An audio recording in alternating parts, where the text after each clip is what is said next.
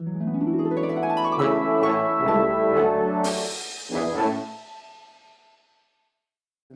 c'est un plaisir d'être là. Alors, je ne sais pas si je ferme tout pour que ça marche. Alors, peut-être qu'il faut que je dise deux mots de présentation. Moi, je suis sociologue des usages du numérique, et puis, depuis quelques années, je fais ce qu'on appelle en sociologie la sociologie des sciences et des techniques, c'est-à-dire que j'essaye de regarder le fonctionnement des techniques de calcul du web, ce dont je vais vous parler aujourd'hui. Alors, si je vous dis ça, c'est parce que c'est pour vous dire que je ne suis vraiment pas juriste. Voilà.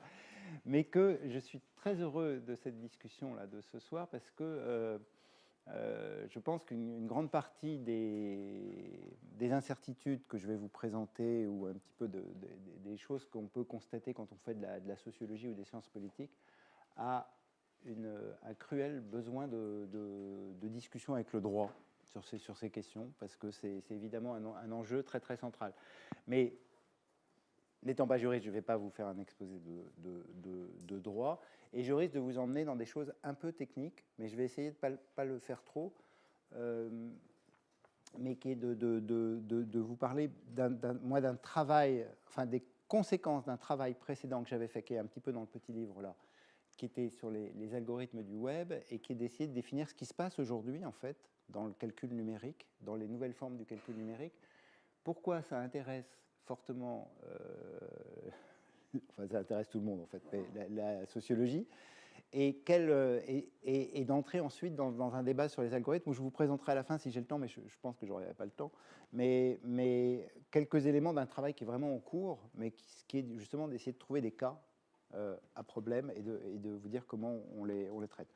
Alors, je vais d'abord vous faire un petit topo assez standard, classique, mais pour essayer de remettre en place moi, la manière dont je suis arrivé dans ces questions, qui était de se dire, on a beaucoup critiqué ce qu'on appelle, en sociologie, on dit gatekeepers, c'est les journalistes.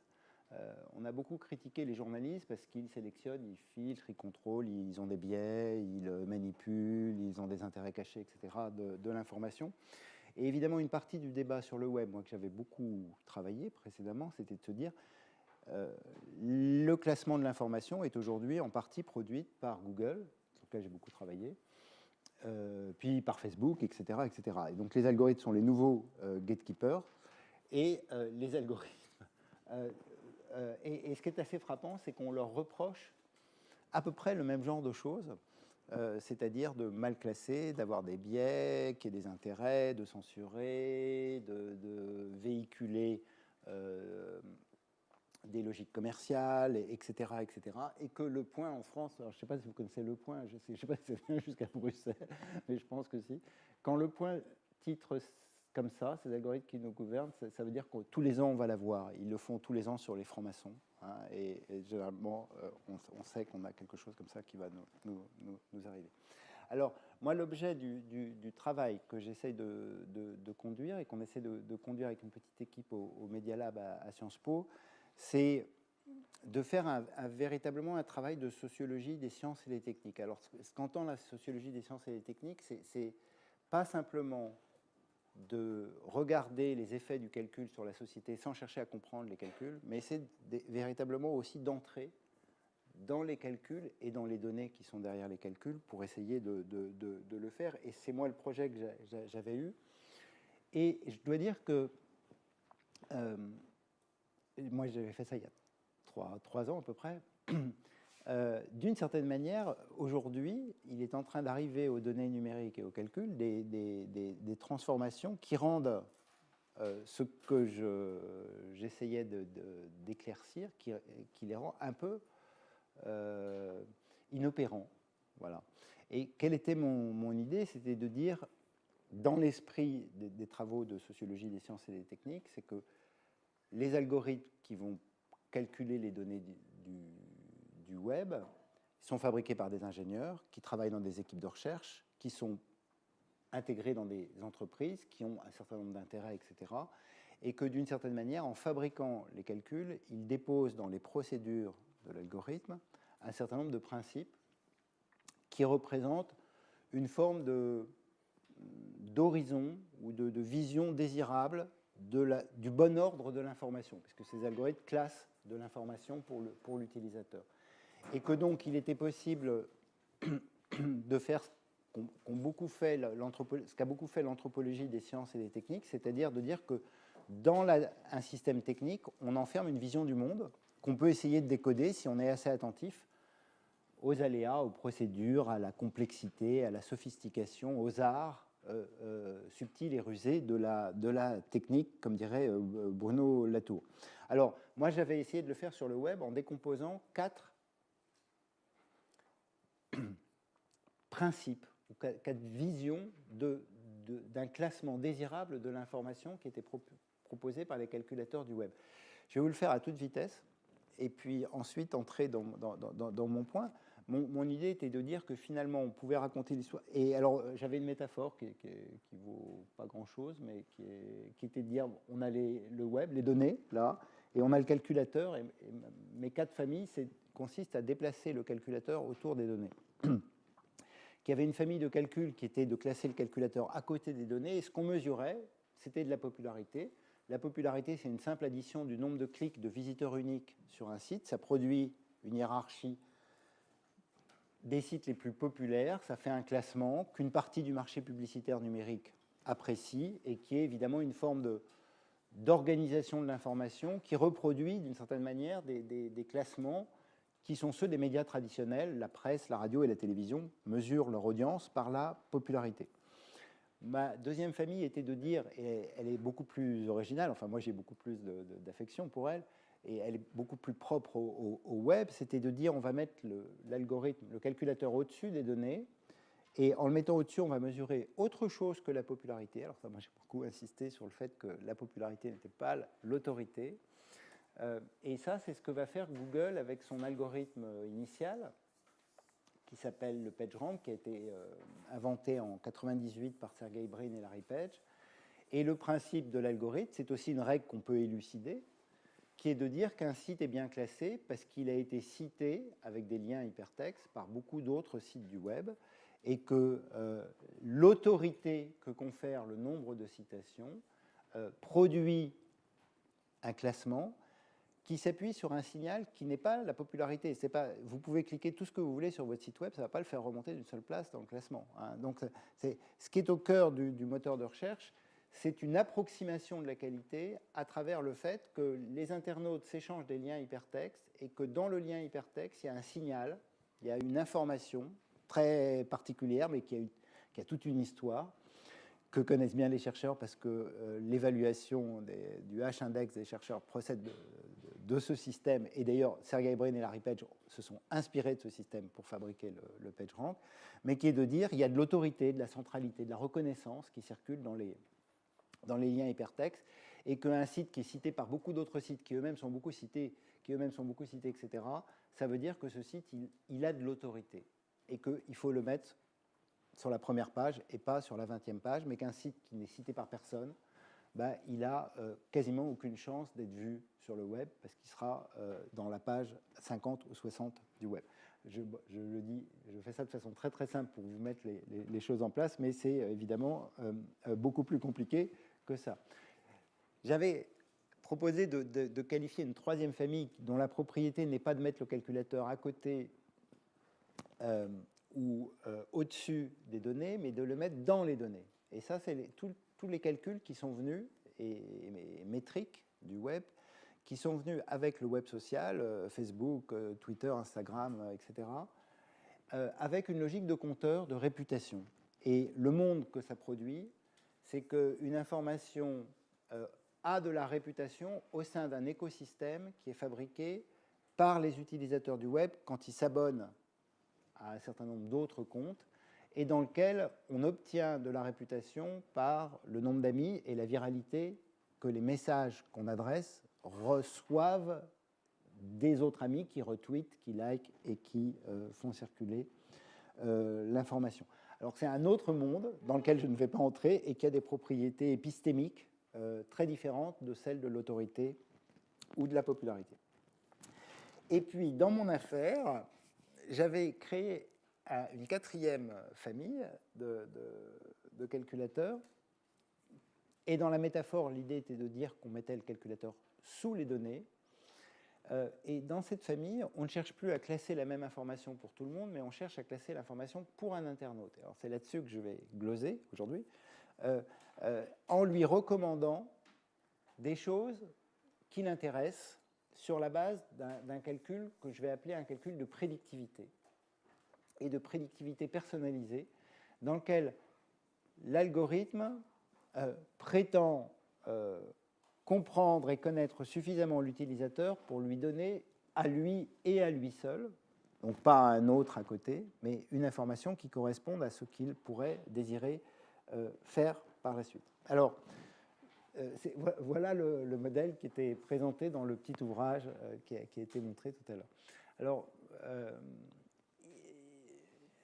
bon, ça, à mon avis, ça reste très juste. Hein. C'est-à-dire qu'aujourd'hui, c'est toujours globalement comme ça que ça fonctionne. Mais évidemment, c'est devenu beaucoup plus compliqué que ça. Et c'est devenu beaucoup plus compliqué parce que dans les mondes du web, est en train de se jouer, enfin, a commencé vers 2008 et sans doute la date charnière. C'est entre 2008 et 2012 que ce monde bascule véritablement, mais il se met en place, il est à peine mis en place aujourd'hui.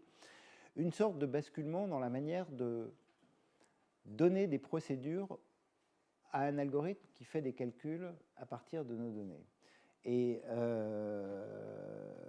d'une certaine manière, les techniques que je vous ai présentées, et surtout on pourrait dire la technique de Google, qui est, moi je dis toujours, le PageRank est le prince des algorithmes, c'est quand même, c'est l'algorithme, d'abord c'est lui qui régimente tout le web, et c'est lui qui a d'une certaine manière la part à la fois de politique et de subtilité technique la plus forte.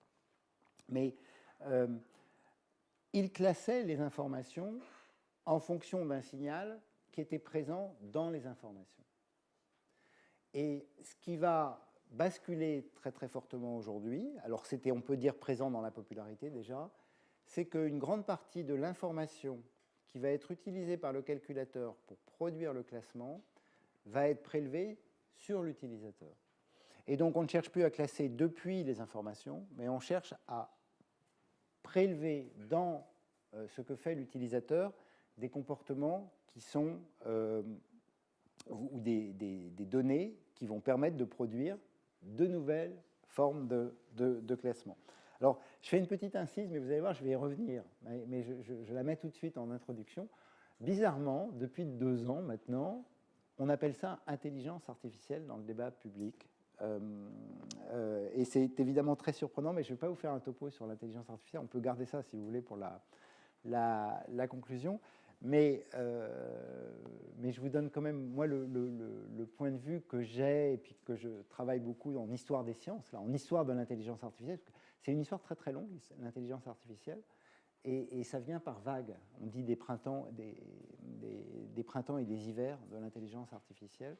Et une des particularités du débat actuel, et à mon avis quand même une erreur d'interprétation assez majeure qui est faite dans le débat actuel, c'est que on considère que les nouveaux types de calculs qui vont venir dans ma 4e famille que j'ai présentée de prédiction sont des machines qui raisonnent avec des concepts et des règles. Et c'est l'idée qu'une machine raisonne avec des concepts et des règles, ça c'était la 2e intelligence artificielle, celle des années 80, qui n'a jamais marché et qui ne marche toujours pas, en fait, hein, si on veut être clair. Et donc, il est probable, je le dis avec prudence, mais enfin, mais quand même avec assurance, qu'on se trompe complètement dans le débat public quand on pense que ce qui est en train de nous arriver sous le nom d'IA, ce sont des machines qui raisonnent avec des concepts et qui sont intelligentes, hein, comme le voulait John McCarthy, qui est un des fondateurs, ou Marvin Minsky, qui est un des fondateurs de la 2e intelligence artificielle. En fait, quand on dit intelligence artificielle, mais vous le savez peut-être déjà, c'est un mot chapeau qui est venu couvrir le fait que les méthodes d'apprentissage marchent de mieux en mieux et que certaines d'entre elles même sont en train de marcher incroyablement bien et que une technique statistique assez particulière que je vais un petit peu vous présenter est en train de réussir des choses étonnantes pour précisément transformer la manière de calculer les données et la société. Mais donc je faisais juste cette incise pour vous dire que quand on vous dit intelligence artificielle, entendez méthode d'apprentissage de machine learning. Et peut-être la deuxième chose qu'il faudrait dire, mais en préface un peu, c'est que ça a l'air nouveau, mais en fait c'est très ancien, puisque du point de vue de l'histoire des sciences et des techniques, une partie des méthodes dites d'apprentissage sont appelées bayésiennes. Bayésienne, ça vient du révérend Bayes, qui était au 18e siècle, 17e, 18e même, qui avait mis en place une sorte de formule très simple, très élégante d'ailleurs, qui était, mais là je ne sais pas s'il faut que je vous en ai avec la formule de Bayes, mais quelqu'un connaît la formule de Bayes, hein, qui est une prédiction, comment?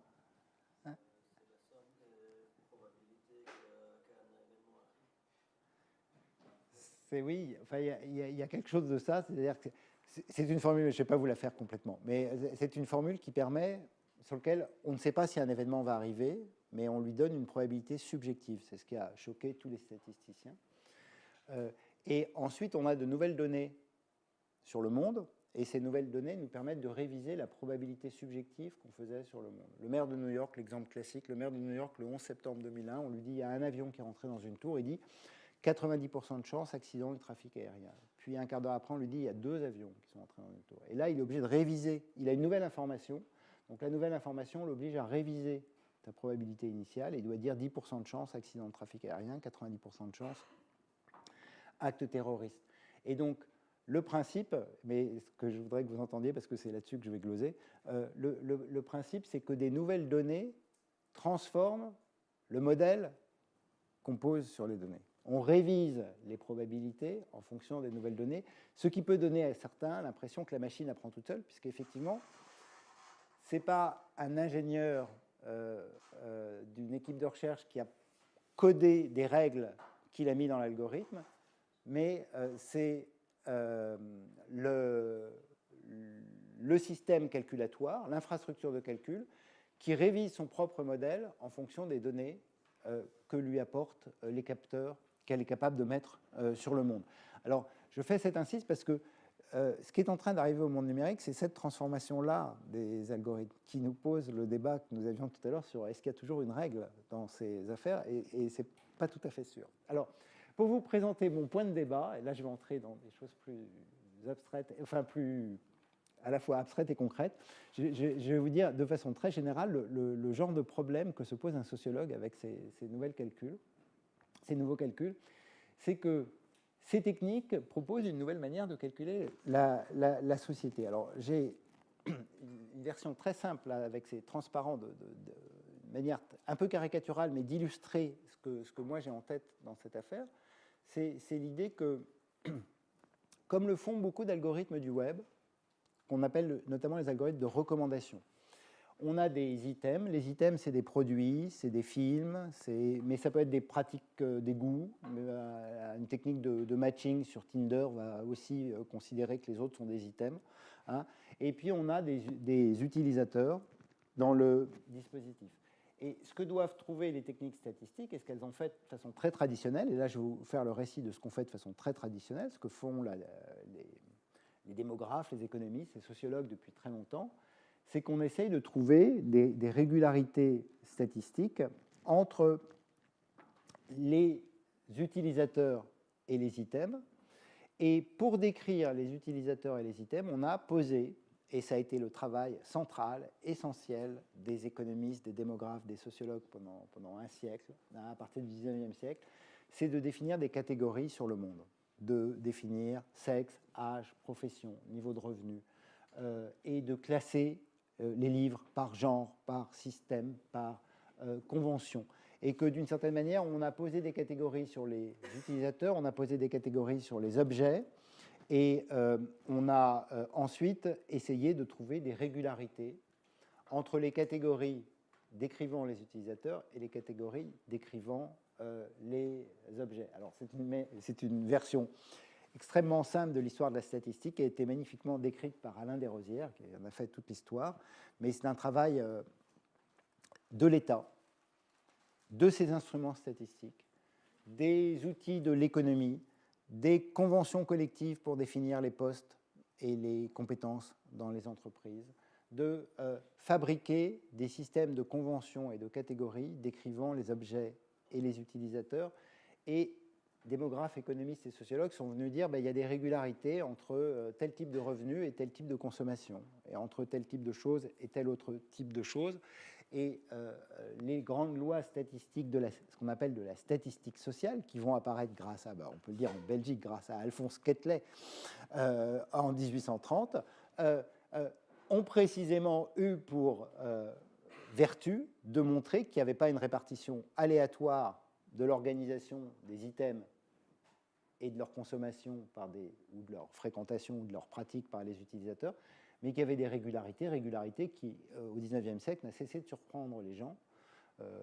Pourquoi il y a le même nombre de crimes tous les ans?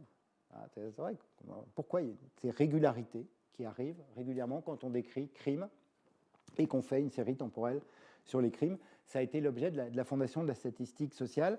Ça a été l'objet d'un travail que nos sociétés ont fait tout au long du XIXe et du XXe siècle pour intégrer dans nos représentations collectives l'idée qu'il y avait des régularités entre des statuts sociaux et des pratiques sociales ou des consommations. Alors, je ne sais pas quel exemple je peux vous prendre. Les enfants des classes supérieures ont plus de chances que les enfants des classes populaires de réussir leurs études. On sait statistiquement que quand on décrit les enfants par des catégories que sont classe populaire et classe supérieure, et qu'on décrit les études, mon item, par réussir, on va avoir une régularité statistique qui est observable dans nos sociétés à travers des lois et des systèmes de catégories. Et je fais un peu de promotion de sociologie. Pierre Bourdieu avait, dans ce livre très célèbre, le livre de la sociologie française, décrit dans la distinction, fait des graphes. Alors en fait, les graphes étaient bidouillés, donc c'est un peu compliqué de vous dire, c'est pas vraiment de la statistique. Mais il y a ces graphes que j'aime beaucoup parce qu'il met ensemble des proximités, alors j'arrive plus à lire ici, mais secteur public et whisky. Et donc, tout le sens de la sociologie de Pierre Bourdieu était précisément de montrer qu'il y avait des régularités entre des dispositions sur les personnes et des catégorisations d'un certain nombre d'objets à consommer, à distribuer, à pratiquer d'une manière ou d'une autre. Et un autre travail de sociologie important qui avait été fait dans les années 80 par Luc Boltanski et Laurent Thévenot, que j'aime beaucoup, c'est un travail très étonnant et très, très fort, était de montrer que on voit des régularités dans les statistiques produites par ces disciplines, mais ces régularités, elles sont aussi dans la tête des gens, dans le sens commun. Et qu'il y a des métiers même qui ont une sorte de sens du social, qui est de mettre immédiatement des catégories de gens avec des catégories d'items, parce qu'ils comprennent tout de suite, notamment tout le métier de la vente. Ils ont des habiletés pour faire ça. Bon, alors j'ai présenté trop longuement cette affaire, parce qu'il me semble que cette description du monde par des catégories rencontre aujourd'hui de plus en plus de difficultés, et pour plein de raisons que je ne vais pas détailler, mais qu'on pourrait associer à l'idée qu'il y a du jeu dans nos comportements. Il y a de plus en plus de jeu par rapport à la règle qui avait été définie, ou la régularité plutôt, qui avait été définie précédemment, et que le numérique a beaucoup contribué parce qu'il a tellement augmenté l'univers des items, des offres, des produits disponibles, que les régularités n'ont plus la même force statistique dans nos sociétés, et qu'elle s'appuie aussi sur l'idée que les individus, et ça avec l'individualisation de nos sociétés, on sent constamment cette demande apparaître, ne veulent plus être des catégories statistiques pour lesquelles des gens du marketing, de la sociologie, de la démographie feraient des lois ou des segments ou les mettraient dans des cases. Je ne suis pas un numéro, je ne veux pas être dans la moyenne, les modes de vie s'individualisent, et par ailleurs, l'identité des gens change. Et donc, cet énorme édifice construit par la démographie, la statistique, la sociologie, c'était aussi l'idée que nous étions réguliers, et réguliers aussi dans le temps, dans cette affaire. Alors, il me semble que cette manière conventionnelle de décrire la société et les transformations sociales auxquelles on assiste aujourd'hui fait qu'on a une réorganisation de la manière de catégoriser les choses et les personnes qui se met en place. Et l'hypothèse que je voudrais vous soumettre, c'est que c'est exactement le projet politique des nouvelles techniques de machine learning qui se mettent en place. Alors je vais les entrer dans ces techniques et regarder trois choses dans cette transformation des techniques de machine learning. L'une qui est qu'on va aller sous la catégorie, on va granulariser complètement les données en entrée, et les données numériques essayent de dire on va arrêter de catégoriser, on va aller en dessous. La deuxième, c'est qu'on va arrêter de faire des règles fixes, mais qu'on va produire à la volée des modèles extrêmement nombreux dans cette affaire. Et la troisième, c'est qu'on va optimiser le système technique sur une seule variable, qui est l'utilité individuelle du système. Alors, je vais détailler cette affaire. La première, alors, c'est celle sur laquelle j'ai le plus travaillé, je vais être un peu long, mais je vais essayer de faire vite, c'est qu'on va granulariser les données. Hein, et dans les nouvelles techniques de machine learning, dans les nouvelles techniques du web qui se mettent en place, on va essayer de ne pas classer par le haut en posant une catégorie sur les items, mais on va essayer de multiplier les informations sur l'item qu'on veut calculer. Hein, alors, on peut demander à la foule, ça c'est ce que fait le PageRank dont je vous ai parlé de Google. Il demande... Google ne bosse pas en fait dans l'affaire, hein, vous savez, dans le classement de l'information. C'est les internautes qui font les liens hypertextes, et puis Google, lui, il photographie ce que les internautes ont fait, et puis il en fait un résultat. On va labelliser les contenus. Hein, et alors ça, l'exemple typique est Netflix. L'algorithme de Netflix aujourd'hui ne se contente pas de mettre un film dans des catégories traditionnelles, et donc la catégorisation traditionnelle, vous la connaissez mieux que moi sans doute, c'est film d'action, comédie sentimentale, je ne sais quoi, enfin voilà, je sais pas, il y a 6 ou 7 catégories. Bon, en 2014, autant dire que ça a sûrement changé, mais quand on a eu l'info, Netflix avait 76 897 catégories. Et ces catégories, c'est des labels qu'on jette sur le film. Et on ne cherche pas à ce que les labels aient un ordre logique, on ne cherche pas à ce que ce soit ce système conventionnel que j'ai appelé des catégories tout à l'heure, mais on jette des étiquettes sur les films. L'héroïne porte une robe rouge, il y a la montagne, il voyage en Australie, etc., etc. Et ensuite, le film devient la collection des étiquettes qui ont été posées sur le film. À l'époque, c'était fait à la main par des documentalistes. Avec les techniques actuelles, on va commencer. En fait, la réalité, c'est qu'on n'est pas encore tout à fait au point. On va commencer par pouvoir demander à des machines d'écrire les films, mais d'écrire les films sans les comprendre, mais tout simplement dire robe rouge, voyage en Australie, etc., etc., etc. Et puis, il y a une dernière composante de granularisation encore plus forte des données, des algorithmes qui se mettent en place, c'est qu'en fait, on les transforme en éléments physiques. Hein. Aujourd'hui, l'image, ça n'est plus d'essayer de dire ce qui a beaucoup été fait en reconnaissance d'image. Les algorithmes de reconnaissance d'image de l'époque années 80, seconde intelligence artificielle, ils essayaient de dire un chat, c'est un truc qui fait entre 15 et 40 cm, 50 cm, c'est un truc à 4 pattes, des oreilles. Ils essayaient de décrire l'image. Voilà, avec des termes, avec des symboles, et de trouver des règles permettant de faire la meilleure description de cette image. Aujourd'hui, ces techniques se foutent complètement de savoir s'il y a 4 pattes, quelle est la taille. Elles découpent en pixels, chaque pixel RGB, les 3 couleurs, et ça produit un signal de calcul. Dans les algorithmes de recommandation musicale, on a, avec Pandora par exemple, un système qui va chercher le signal sonore, la tonalité sonore, le timbre, etc., et qui ne cherche pas, ou le rythme, qui ne cherche pas à décrire le son, mais qui cherche tout simplement à l'enregistrer. On granularise donc les items, mais on peut granulariser les utilisateurs aussi. Et alors ça ne cesse d'être mis en place sur le monde du web, avec le fait qu'on s'occupe beaucoup moins de savoir, de décrire des utilisateurs par des catégories, sexe, âge, profession, ville, niveau de revenu, etc., que par les traces de ces comportements qui se mettent en place, et avec l'idée qui est très centrale, c'est que finalement, et alors je pense que c'est un défi pour en tout cas pour les sciences humaines et sociales, mais je suis sûr que ça allait pour le droit aussi, de se dire que de plus en plus, les grandes plateformes du web sont en train de mettre de côté l'idée de nous décrire par des segments, comme l'a fait le marketing.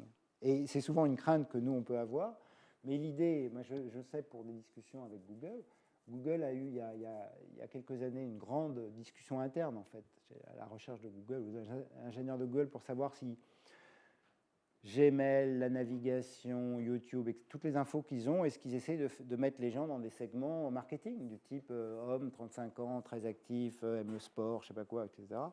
Bon. Et d'une certaine manière, le résultat de leur cogitation, c'est de se dire, ben non, en fait, ça ne sert à rien. Voilà. C'est pas que ça sert à rien, ça sert à rien parce que c'est pas le truc le plus pertinent qu'on a sur le dispositif. Ce qu'il faut, c'est avoir la trace de comportement des gens. Et cette trace, elle peut être très changeante parce que nos comportements sont beaucoup plus changeants que le fléchage marketing qui peut être fait des individus. Dans le monde du web, ça vient très fréquemment avec l'exemple typique est celui de trucs qui ne marchent pas si bien que ça, mais enfin qui font de l'effet sur le marché publicitaire, qu'on appelle la publicité programmatique. Ça vous dit quelque chose tout ça là, j'essaie juste de voir. Publicité programmatique, c'est real-time bidding, le fonctionnement. Vous cliquez sur un site web, le temps que votre page se charge, c'est votre cookie qui a envoyé vos traces de navigation à une enchère électronique qui va décider auprès des annonceurs de la publicité qui va s'afficher sur votre page. Dans votre cookie, il n'y a pas votre nom. Alors, il y a débat. Mais il n'y a pas votre nom, il n'y a pas votre âge, il n'y a pas etc. Il y a juste ce que vous avez cliqué, vos traces de navigation précédentes. Et on voit bien que c'est un marché qui, du coup, ne cherche plus à faire ce que le média planner du marketing a toujours fait, c'est-à-dire dire je dois associer tel type d'information avec tel type de public décrit par des catégories, comme je l'avais dit tout à l'heure. Mais en fait, on va associer tel type d'information à tel type de traces de comportement ou de navigation qui soit posées par les utilisateurs.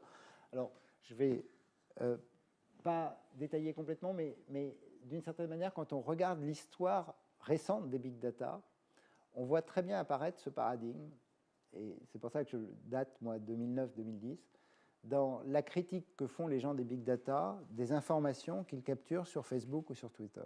C'est-à-dire, sur Facebook ou sur Twitter, les gens disent, s'expriment, c'est explicite, c'est même théâtral par beaucoup de côtés. Et le bilan qu'on peut faire maintenant de 5 ou 6 années de tentatives de prédiction sur les tweets, Facebook, etc., c'est que ça prédit très mal. Voilà, c'est que ça prédit très mal. Ça prédit pas bien. Ça apporte plein d'informations pour les sociologues, c'est parfait, c'est super. Mais pour ceux qui veulent connaître le résultat des élections, c'est sûr, ça ne marche pas. Voilà, ça ne marche pas. François Fillon en France a essayé pendant, alors qu'il était mauvais dans les sondages, hein, il a essayé de dire mais oui, mais regardez, il y a une boîte canadienne qui dit que je suis le premier sur Twitter. Bon, donc il y a quelque chose dans les signaux explicites que donnent les gens qui n'est pas l'information que cherchent les nouveaux calculs que j'essaye de décrire. Et les gens qui les font, ces nouveaux calculs, qui viennent souvent de la physique, comme Alex Pentland, qui est un des meilleurs représentants de cette nouvelle école, passent leur temps à dire il faut arrêter d'écouter ce que disent les gens, ce qu'ils déclarent, ce qu'ils expriment sur Twitter et sur Facebook, il faut regarder ce qu'ils font.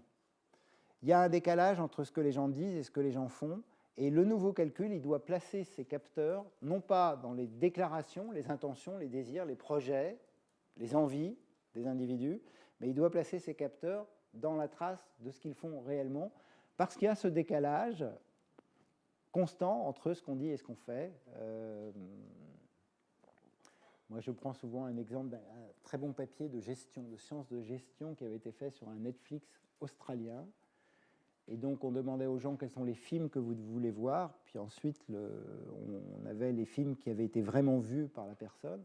Et évidemment, les gens, ils déclarent vouloir voir, déclaratif, des choses d'art et d'essai, cultivées, etc. Ils veulent revoir là, les films de Fellini, l'intégrale de Fellini, de Ozu, de je ne sais quoi. Mais ce soir, ils sont trop fatigués et ils ont regardé un film américain grand public. Et donc, en fait, ce décalage-là, c'est précisément là que les nouveaux calculs essayent de se glisser pour dire si on veut prédire quelque chose d'utile aux gens, ce n'est pas la peine d'écouter ce qu'ils désirent, il faut écouter ce qu'ils font. Il faut regarder ce qu'ils font et capturer ces informations. il y a une communauté algorithmique qui est passionnante et dans laquelle ce changement a eu lieu de façon brutale, qui s'appelle Rexis, c'est la communauté des gens qui font des systèmes de recommandation.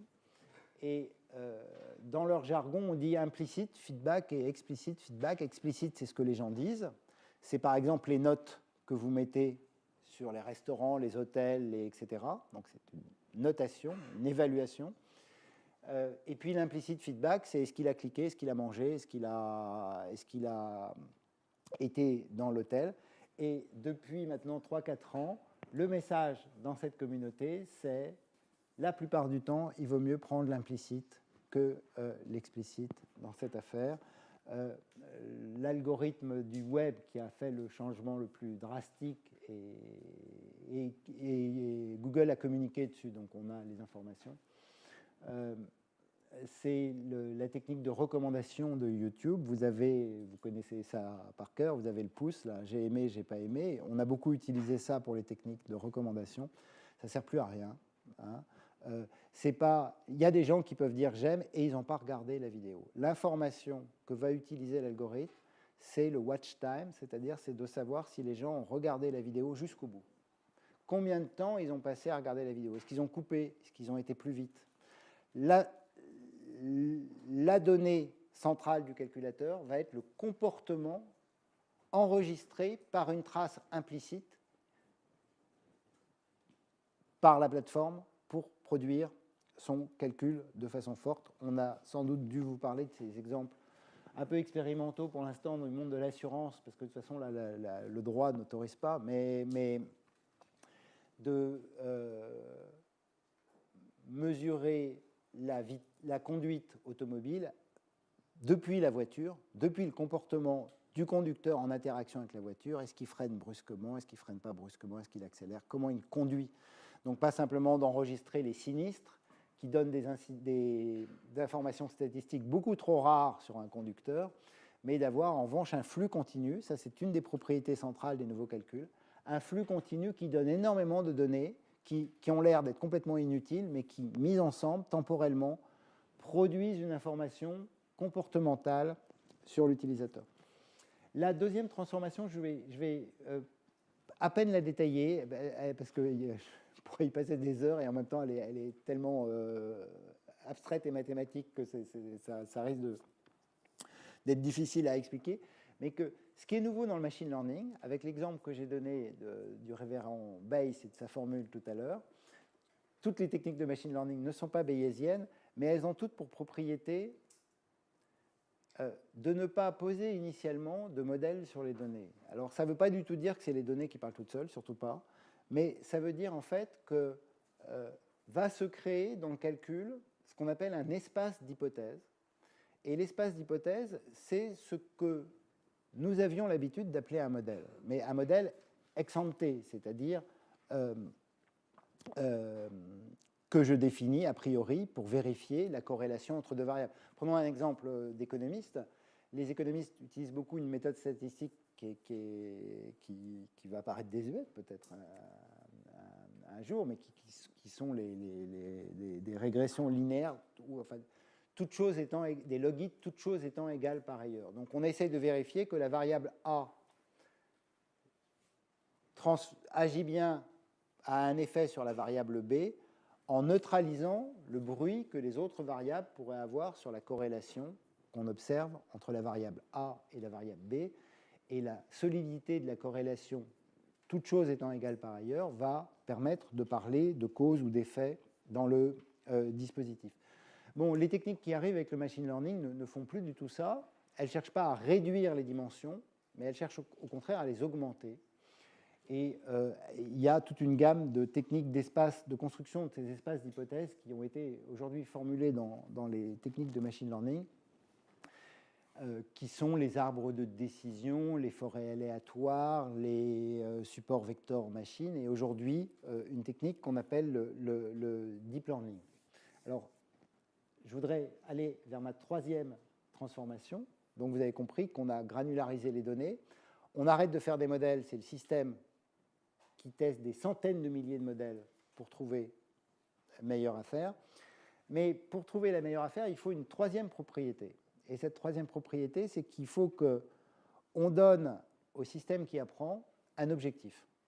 Et cet objectif, on l'appelle, du coup, on va dire que l'apprentissage est supervisé, c'est-à-dire que parmi tous les modèles disponibles, l'algorithme va en retenir un en fonction de l'objectif qui lui a été donné. Et l'exemple le plus typique de ça est globalement ce qui se joue dans la technique d'apprentissage qui connaît aujourd'hui un succès très étonnant, qui s'appelle Deep Learning, qui est une méthode dite à réseau de neurones. Les réseaux de neurones, c'est une très très vieille histoire. Peut-être qu'on garde ça pour la discussion si ça vous intéresse, mais qui remonte à un article de McCulloch et Pitts de 1943. Et les réseaux de neurones, je le dis quand même, ils ont été centrales dans la première cybernétique de l'informatique. Ils ont été mis au placard par la seconde vague de l'intelligence artificielle. Et aujourd'hui, ceux qui avaient été mis au placard sont en train de gagner la bataille dont ils avaient été exclus par les gens qu'on appelait les symboliques dans la seconde intelligence artificielle. Et les réseaux de neurones, ça consiste à prendre les données les plus granularisées possibles et à faire pivoter une machine logique qui fait 0 ou 1 en fonction du coefficient qu'on a mis sur un synapse, ce n'est qu'une métaphore, sur un synapse dans le système. Et les réseaux de neurones, depuis qu'ils sont multicouches, produisent des effets très importants. Je pense que vous connaissez vaguement parce que c'est tellement à la mode aujourd'hui, mais le point sur lequel je voudrais insister, c'est le réseau n'apprend que parce qu'il y a true, fault à la fin. Il apprend parce qu'on lui a donné un objectif qui lui permet de fabriquer le modèle. On lui donne des photos de chats ou de perroquets et on lui donne 10 000 photos où on lui dit à la fin perroquet c'est vrai et là perroquet c'est faux. Et du coup, il va pouvoir faire le modèle en réglant la matrice de coefficients du réseau de neurones sur le perroquet parce qu'on lui a donné un objectif dans cette affaire. J'insiste là-dessus, c'est important. L'autre chose sur laquelle il faudrait insister, c'est qu'il n'y a plus de règles. Un réseau, si on regarde, il y a des techniques de machine learning où on peut voir un modèle à l'intérieur, un arbre de décision fournit, ou du bayésien naïf fournit des règles logiques qu'on peut suivre et on peut dire la machine a pris sa décision en faisant ça, ça, ça et ça, elle a classé comme ça les données qui ont été proposées. Un réseau de neurones, c'est une matrice de coefficients qui sont les poids qui sont mis sur chacune des flèches qui sont ici. Donc c'est une matrice de chiffres. Donc la forme perroquet, le perroquet, ou le modèle du perroquet, ou cette chose qui va permettre de détecter des perroquets dans des images, c'est une matrice de chiffres.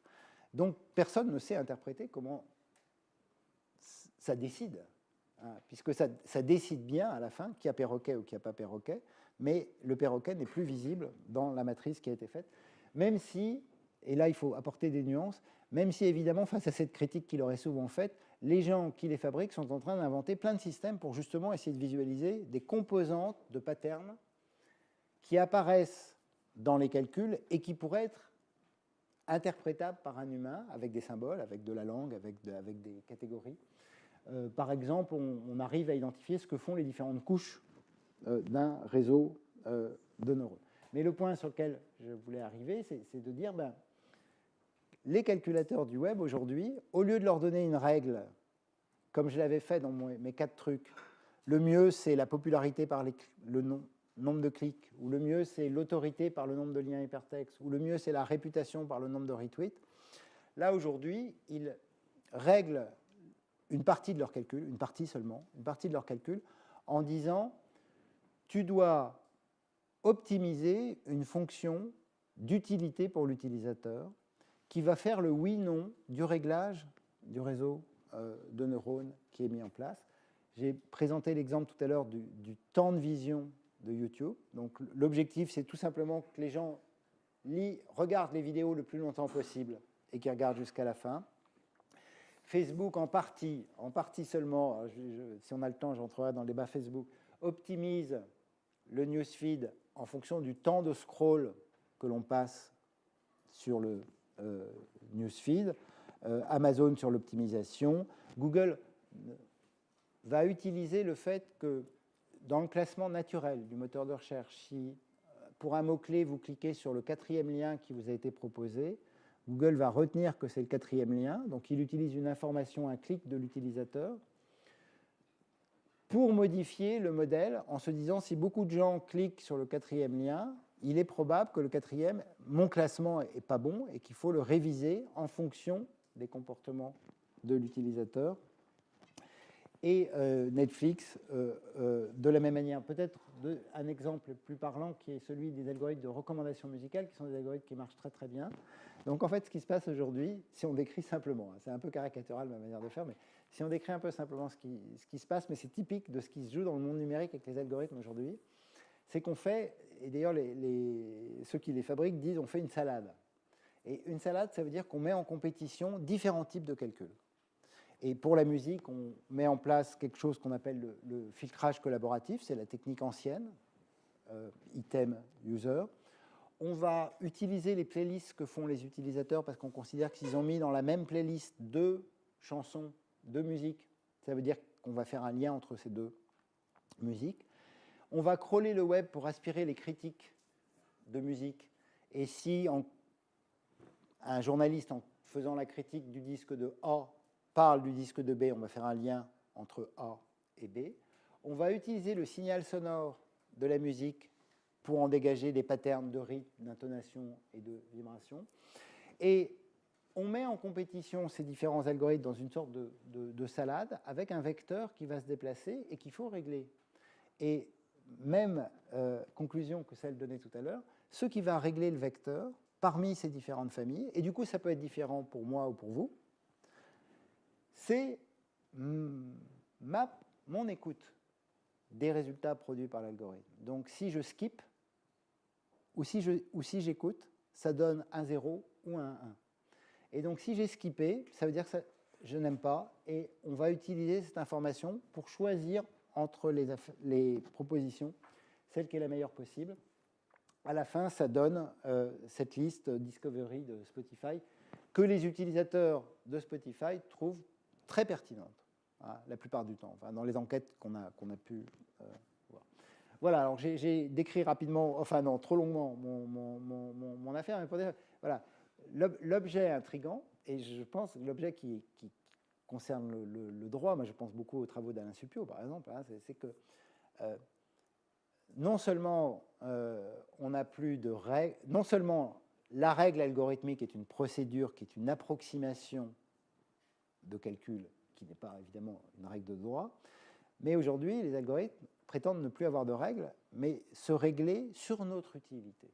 Et évidemment, on entend derrière toute une musique que je ne vous ferai pas parce que d'autres la feraient mieux que moi, mais que fait très bien chez vous en Belgique Antoinette Rovoy, qui est de dire que c'est un truc foucaldien d'une sorte de normativité du social, c'est-à-dire que c'est depuis les comportements qu'il y a une norme que prétendent enregistrer les algorithmes en venant se glisser non pas à l'endroit où nous formulons des projets, des représentations ou des constructions symboliques, mais à l'endroit même où, dans nos comportements, un régime d'utilité se met en place pour organiser des systèmes désirables ou pas désirables, et par adaptation, on pourrait dire par un système de physique sociale, se met en place une infranormativité qu'enregistreraient les algorithmes. Et je, du coup, ne manque pas, surtout ici, de montrer que Alex Pentland, qui est un des grands théoriciens de cette conception, a repris le titre de l'essai fameux d'Alphonse Quetelet, Essai de physique sociale. Voilà, alors j'ai fini cette affaire. Maintenant, ce que je voulais dire, c'est ouvrir une boîte, mais qui est beaucoup moins stable, sur les histoires d'audit de ces algorithmes, parce que si on a ça en tête, ça devient compliqué de faire des audits des algorithmes. Et comme moi, j'ai beaucoup milité pour qu'on mette en place des systèmes de critique à l'égard des plateformes, c'est devenu compliqué. Alors, je voudrais d'abord vous montrer, sans entrer dans le débat actuel sur Facebook, mais on peut le garder pour tout à l'heure, un résultat qui est très troublant à propos de la fameuse bulle de filtre que que propose Facebook. Mais alors là, je le fais un instant. Voilà. Donc, dans le dispositif bulle de filtre, donc la bulle de filtre, c'est l'idée, vous connaissez, qu'on est enfermé et que l'algorithme nous enferme dans des goûts qui nous ressemblent et du coup réduit la diversité informationnelle des utilisateurs. Il y a une étude très solide. Moi, je défends beaucoup cette étude, même si Ethan Bakshi, au moment de l'étude, travaillait à Facebook et évidemment, c'est des données de Facebook et du coup, ça vient conforter la position de Facebook. Du coup, il y a eu des discussions sur la qualité de cette étude. Mais ce qui a été fait est quand même robuste parce qu'ils ont pris 12 millions d'utilisateurs, donc c'est solide, ce genre d'affaires. Ils ont séparé les utilisateurs libéraux et conservateurs. Là, ce n'est pas solide parce que sur Facebook, il y a peu de gens qui répondent à la question politique, libérale ou conservateur. Et ils ont séparé 4 conditions différentes de ce que les gens voient avec l'algorithme de Facebook pour faire cet exercice particulier qui est de dire quelle est la part d'information conservatrice que voient les libéraux et quelle est la part d'information libérale que voient les conservateurs. Et dans la première condition, c'est une condition abstraite, théorique, en fonction des liens qui ont été partagés par ces 12 millions de comptes, on a un random qui est le point de départ en fait, de cette affaire. Mais ensuite, c'est les 3 autres conditions qui sont intéressantes parce que ce qu'elles viennent dire, c'est qu'est-ce qui se passe au moment où les utilisateurs choisissent leurs amis. Et au moment où les utilisateurs choisissent leurs amis, les libéraux diminuent drastiquement, ça passe de 45% à 25%, le nombre de liens conservateurs qu'ils voient dans leur newsfeed. Et les conservateurs, ça diminue moins, mais ça diminue aussi. Ils voient moins de liens libéraux dans leur newsfeed dans cette affaire. Conclusion évidente, c'est la vraie bulle de filtre, c'est l'utilisateur qui choisit ses amis. Et ça surprend évidemment pas un sociologue qui sait que nos amis nous ressemblent et que du coup, on s'abonne à des gens qui nous ressemblent. Hein. Et la bulle se ferme à ce moment-là, précisément. Deuxième condition, c'est l'effet de l'algorithme. Et alors là, évidemment, c'est assez pro-Facebook, c'est-à-dire que Facebook montre, enfin l'enquête montre que l'effet de l'algorithme est assez minime, voilà, dans cette affaire. Il réduit, hein, et l'enquête montre bien que ça réduit la diversité. Mais cette réduction, évidemment, n'a rien à voir avec le choix des amis. Et puis, de façon très, très cruelle, ce qu'a fait Facebook, c'est qu'ils ont regardé sur quoi cliquent les gens, puisqu'ils avaient l'information. Et là, encore une fois, donc on redonne la main à l'utilisateur, c'est lui qui diminue.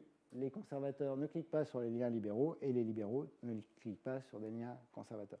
Bon, alors, ça mériterait plein de discussions, mais on voit bien le genre de dispositif qui est en jeu dans cette affaire et qui est, moi, au cœur là, des travaux que je mène actuellement.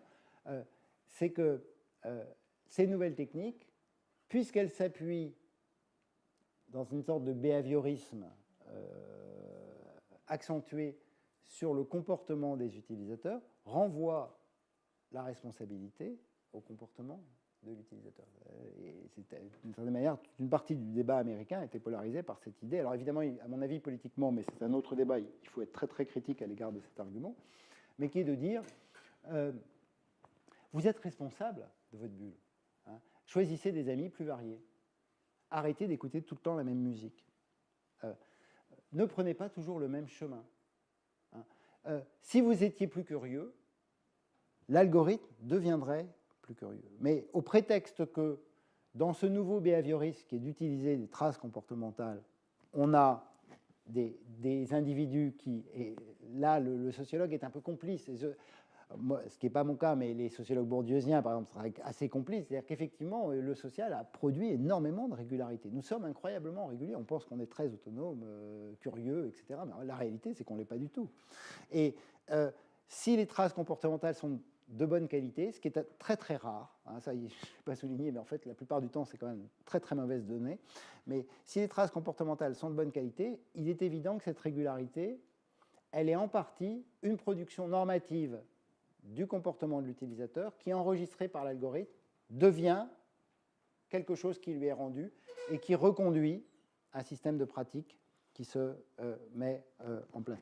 La conséquence qu'on doit en tirer, et qui est très paradoxale, c'est qu'avec ce système où de plus en plus ces calculs ne sont pas faits par les données des items, mais les données des comportements des utilisateurs, nous éduquons les algorithmes. Alors ça, beaucoup de discours maintenant viennent le dire sur le machine learning, c'est qu'en fait, ces systèmes, ils apprennent.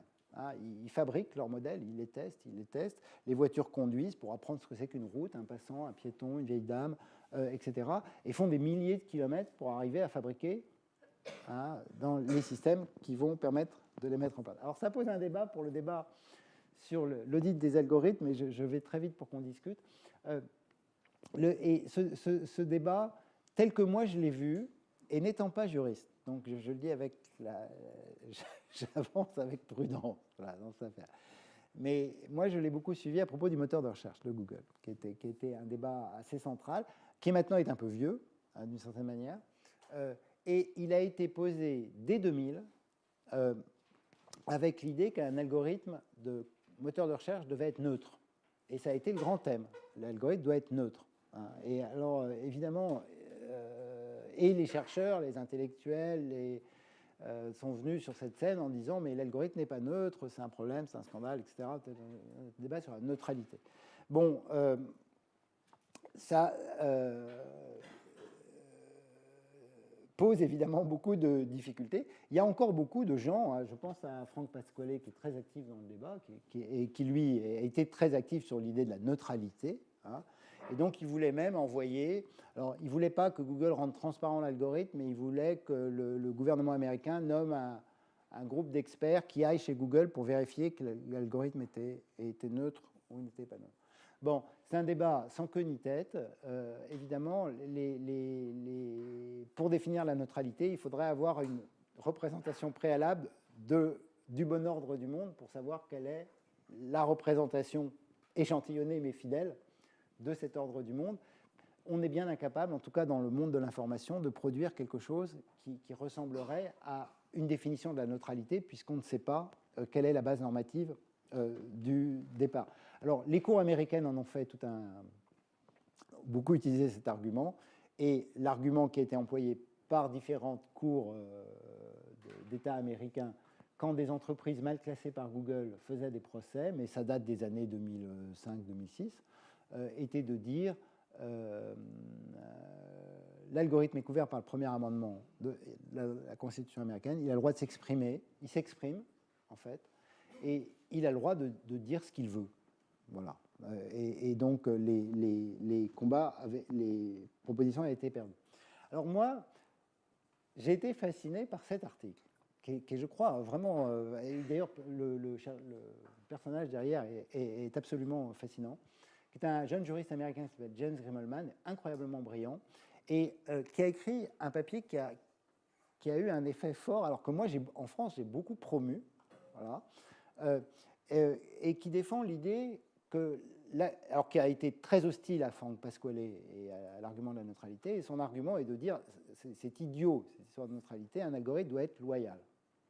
Et il a fait un effort conceptuel remarquable, on va le dire, on ne trouve pas ça dans les juristes français, de conceptualisation théorique de ce que pourrait être la loyauté, même si cette formulation est évidemment très, très instable, ce qu'il reconnaît lui-même. Mais il y a cette idée qu'un algorithme est loyal quand il propose un principe de classement qui est à peu près compris par l'utilisateur et que l'entreprise qui abrite et qui fabrique cet algorithme ne cherche pas à déformer le contrat de lecture, on pourrait dire, qui est passé entre l'algorithme et l'utilisateur. Et en cela, Grimmelman, il cède sans doute trop facilement un argument technologique des gens des algorithmes, qui est de dire c'est procédural et il faut simplement que la fonction on ne le touche pas à la main. En fait, il ne faut pas que l'entreprise vienne toucher à la main en glissant une intention qui serait une intention maligne qui viendrait déformer les résultats de l'algorithme. Je vais en donner quelques exemples. Bon, en France, l'argument Grimmelman a beaucoup diffusé et on a eu 3 rapports successifs du Conseil d'État, du Conseil national du numérique et du Conseil général de l'économie qui ont repris cet argument de la loyauté des algorithmes. Bon, qu'est-ce que ça veut dire loyal? Ça veut dire que Uber n'ajoute pas des fausses voitures sur l'interface pour faire croire qu'il y a quelqu'un qui va arriver très vite. Ce n'est pas loyal parce que l'utilisateur ne comprend pas le fonctionnement du service comme ça. Amazon n'ajoute pas des livres dans les recommandations. Le contrat de lecture, c'est les livres qui ont été achetés par les gens qui ont acheté le même livre que moi. Ils n'ajoutent pas des livres qui n'ont pas du tout été achetés par les gens qui n'ont pas lu les mêmes livres que moi, mais pour lesquels Amazon aurait un contrat commercial particulier dans cette affaire. Et c'est fort de ce principe de loyauté qu'on s'est beaucoup dit dans un organisme français là, qui est en voie de création qui s'appelle Transalgo. Bon, alors, très bien. Alors maintenant, comment, avec des informaticiens, peut-on auditer les algorithmes? Alors, auditer des biais qui, évidemment, n'apparaissent jamais dans le code. Hein. Et donc, l'idée aussi de la transparence du code, qui est beaucoup venue dans cette affaire, bon, reste, me semble-t-il, assez importante, mais évidemment, ce n'est pas l'accès au code des algorithmes qui va nous donner les problèmes que l'on cherche à identifier. Et ces problèmes, je vais très vite parce que je pense que vous les connaissez tous et que j'ai presque dépassé mon temps là. C'est des effets qui peuvent d'abord être liés à la procédure de calcul. Et ça, c'est assez fréquent. Hein. Le cas simple étant l'autocomplète de Google. L'autocomplète, c'est de la fréquence plus un jacquard. Hein. Donc, il y a un nom de personnalité. On fait apparaître le mot juif parce qu'il a été beaucoup associé à ce mot par les utilisateurs. Donc, on revoit bien le principe de renvoi de responsabilité vers les utilisateurs. Google a, moi j'ai beaucoup suivi ces histoires, très très longtemps défendu le principe à la Grimmelmann qui est de dire on ne touche pas à la main, hein, on ne corrige pas ces affaires-là. Et puis maintenant, le principe qui est assez fréquent en fait dans ces plaintes-là, c'est on ne touche pas à la main, mais on met un patch en sortie pour ne plus faire apparaître ce que nos sociétés ont jugé indésirable, mais que la procédure de calcul qui s'appuie sur les comportements de nos sociétés a quand même pu produire. Google Shopping, maintenant on connaît un peu cette affaire, mais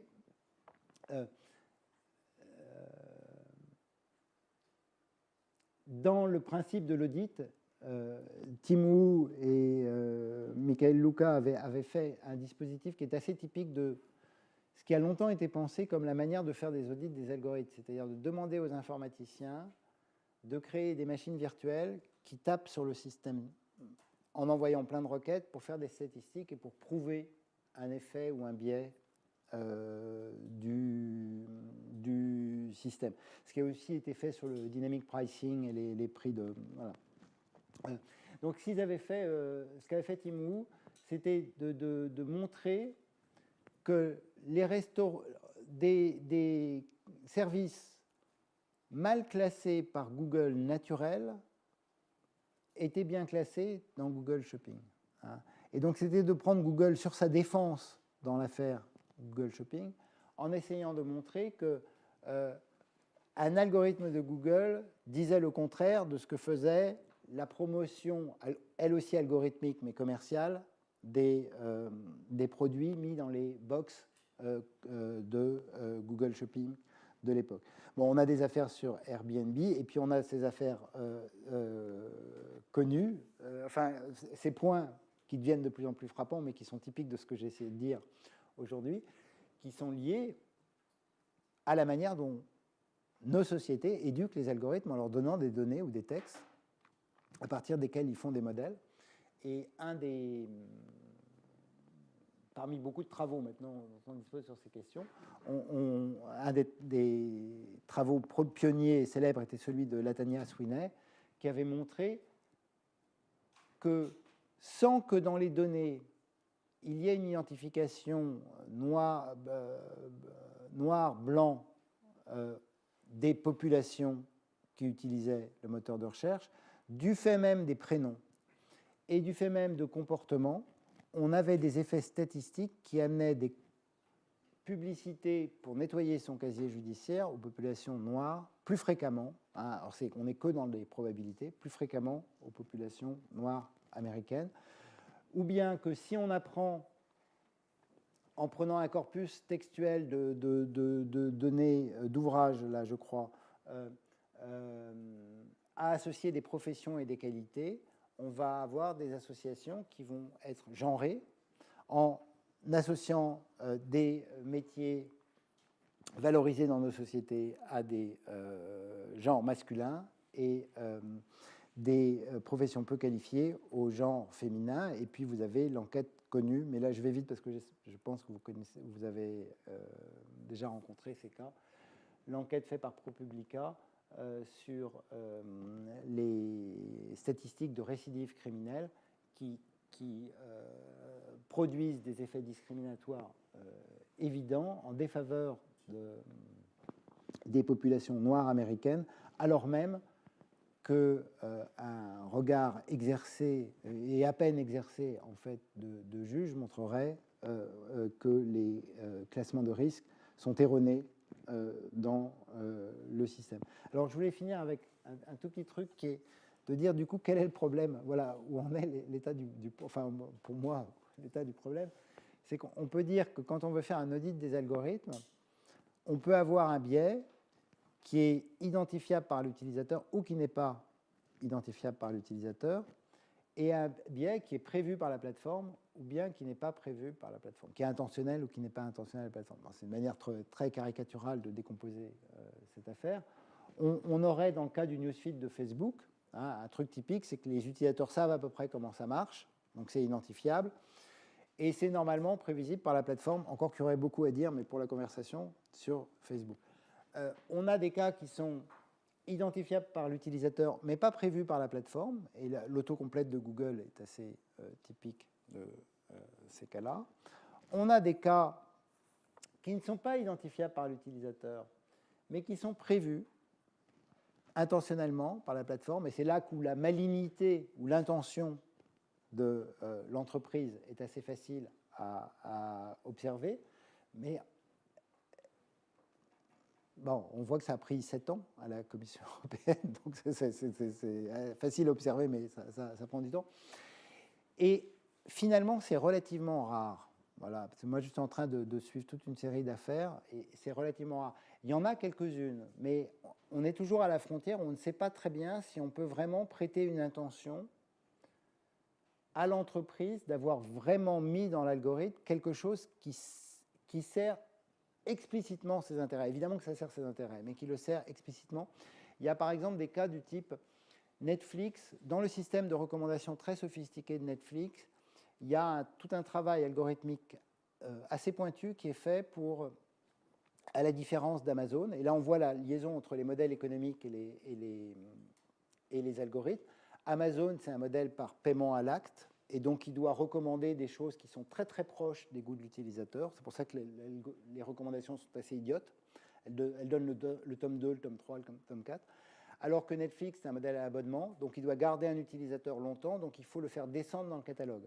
Il faut lui montrer la variété du catalogue pour qu'il ait l'impression que le catalogue est infini et qu'il renouvelle son abonnement.